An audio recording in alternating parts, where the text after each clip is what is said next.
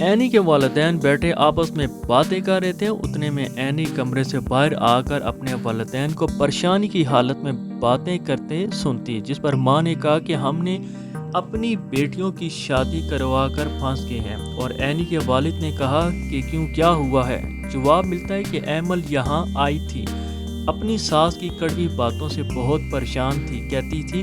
کہ میری ساس یعنی فاخرہ مجھے کہتی ہے کہ تمہاری بہن اینی نے بچے کی خوشخبری دے دی ہے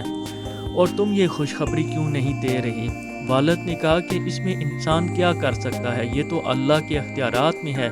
اور ابھی ان بچیوں کی شادی کو ابھی دن ہی کتنے ہوئے ہیں۔ جس پر ماں نے کہا ہاں تو یہ باتیں اب اس عورت کو کون سمجھائے؟ اینی اپنے کمرے میں آرام سے سو رہی تھی، اتنے میں اینی کی طبیعت اچانک خراب ہو جاتی ہے اور اپنی ماں کو کمرے میں بلاتی، اور پھر ماں دوڑتی ہوئی کمرے کی طرف آتی اور دیکھتی کہ اینی کی طبیعت خراب ہو رہی ہے، پانی وغیرہ پلاتی اور اینی کو ہاسپٹل گاڑی میں لے کر جاتے، لیکن رستے میں اینی کے ساتھ ساتھ اینی کے والد صاحب کی بھی طبیعت خراب ہو جاتی ہے، اور پھر اینی کی والدہ بہت پریشان ہو جاتی اور پھر اپنی بیٹی ایمل اور داماد شہریار کو کال کرتی، لیکن ان دونوں کی کال نہیں لگتی۔